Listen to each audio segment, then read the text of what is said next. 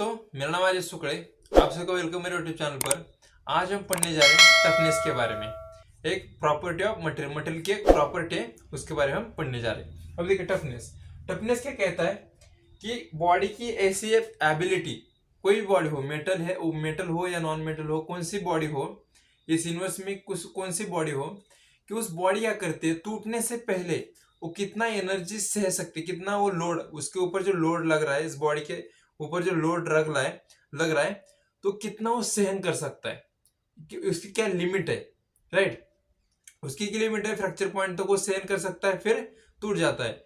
तो बॉडी की एबिलिटी कि कितना एनर्जी वो गेन कर सकता है, मतलब कितना वो लोड सह सकता है, उससे क्या कहते हैं, हम टफनेस कहते हैं। ओके, और देखिए maximum amount of energy absorb by the body और मटेरियल बिफोर फ्रैक्चर। फ्रैक्चर होने से पहले वो बॉडी कितना एनर्जी सह सकती है, कितना लोड सह सकता है, उसे क्या कहते हैं हम, स्ट्रेस सह सकता है, उसे क्या कहते हैं हम, टफनेस कहते हैं। अब अगर टफनेस को कैलकुलेट करना है तो कैसे कैलकुलेट करेंगे, उसका एक फॉर्मूला है, area under stress strain curve up to fracture point. ये है फ्रैक्चर पॉइंट। इसके कुछ मैं पॉइंट्स आपको बता देता हूं, अगर आपको पता नहीं होगी तो। A limit of proportionality, B elastic point, C upper yield point, C dash lower yield point, D ये कुछ पॉइंट नहीं, यहां से हमारा स्ट्रेन हार्डनिंग शुरू होता है। ओके, डी पॉइंट से। ये पॉइंट है अल्टीमेट पॉइंट, एफ पॉइंट है फ्रैक्चर पॉइंट। अब फ्रैक्चर पॉइंट तक क्या कहा उन्होंने, अप टू फ्रैक्चर पॉइंट तक स्ट्रेस स्ट्रेन डायग्राम में इस कर्व के अंदर जितना भी एरिया आता है उसे क्या कहते हैं हम, और उसको कैलकुलेट करोगे तो क्या निकलता है, टफनेस निकलता है। ओके, आपने थर्मोडायनेमिक्स में एक पढ़ा होगा पीडी वर्क, राइट। वही पीडी वर्क ग्राफ के अंदर, इस ग्राफ के अंदर जो आ रहा है उसे क्या कहते हैं हम, वर्क कहते हैं। वर्क मतलब क्या होता है, एनर्जी। यहां पर वही है। अब देखिए एनर्जी, अब एनर्जी को निकालने का फॉर्मूला क्या है, toughness is equal to formula क्या है कि area under strain curve. Okay, toughness is equal to, अब टफनेस को टी से इंडिकेट करते हैं, यहां पर जगह कम है इसलिए मैंने टी से लिखा है। T is equal to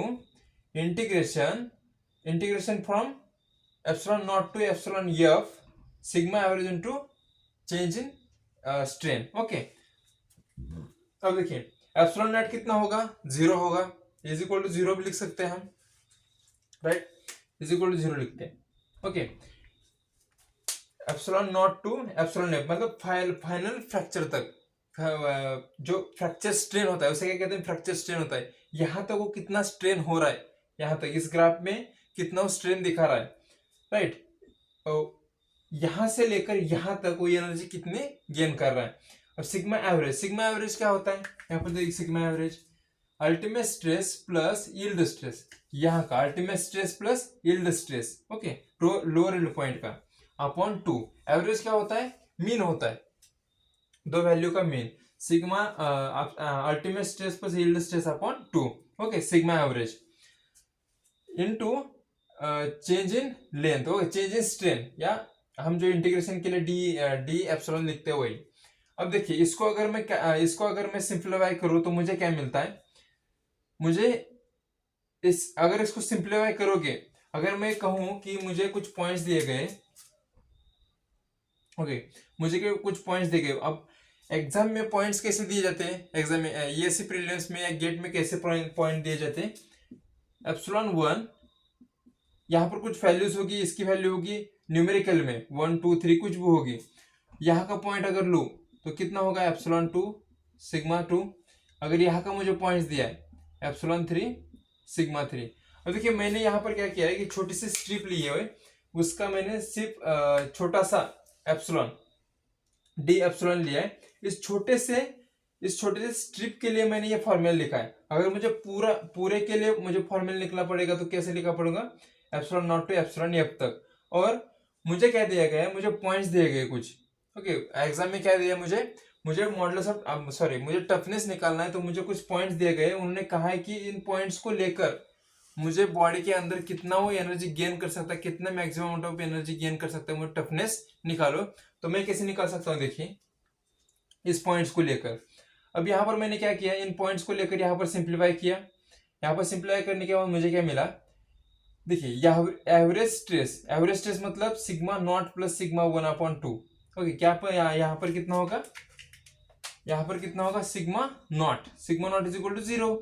okay, sigma यहाँ पर तो 0 होगा ना, यहाँ पर कुछ भी नहीं है, sigma not is equal to 0 होगा।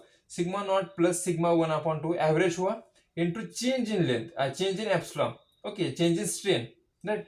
यहाँ पर चेंज क्या होगा, फाइनल माइनस इनिशियल, फाइनल कितना है एप्सिलॉन 1, यहाँ पर epsilon not, final minus initial, यहाँ से यहाँ तक।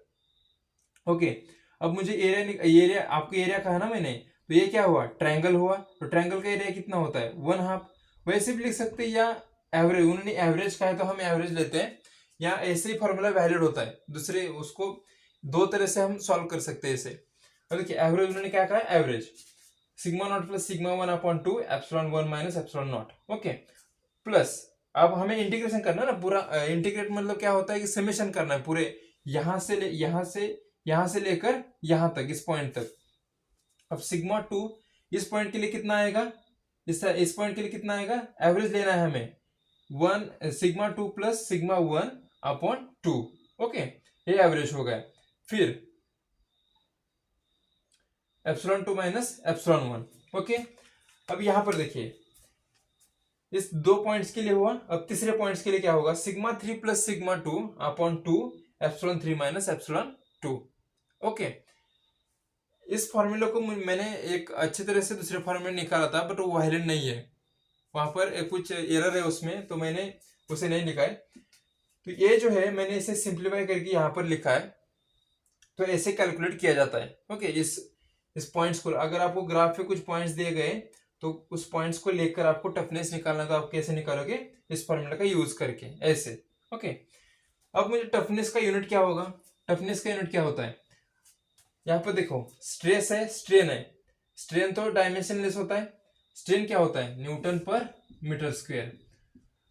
हमने बात किसकी की है, एनर्जी की बात किसी की है हमने, एनर्जी की। तो एनर्जी, अगर मुझे एनर्जी में कन्वर्ट करना है, एनर्जी में इसी इक्वेशन को लाना है, इस यूनिट को एनर्जी में लाना है, तो मुझे क्या करना पड़ेगा, मीटर से मल्टीप्लाई करना पड़ेगा और डिवाइड करना पड़ेगा, metre square into metre, okay.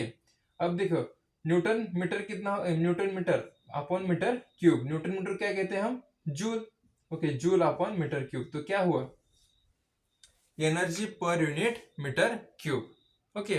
Volume, जैसे क्या हुआ, एनर्जी अपॉन वॉल्यूम हुआ, energy upon volume, okay, right, okay. तो देखिए और कुछ इसके कुछ पॉइंट्स हैं, हम वो भी देख लेते हैं।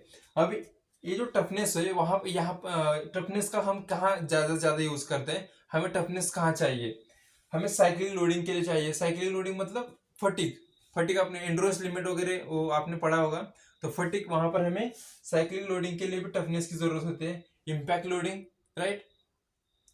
और टफनेस से हमें, टफनेस की प्रॉपर्टी की वजह से हमें क्या मिलता है कि उसके अंदर जो बॉडी के अंदर क्या होता है, स्ट्रेंथ और डक्टिलिटी हमें मिलती है, ओके। वो टफनेस और जो मटेरियल टफ होता है उसके अंदर हमें कुछ स्ट्रेंथ एंड डक्टिलिटी हमें देखने को मिलती है, ओके। तो हमने देख लिया कि टफनेस क्या होता है।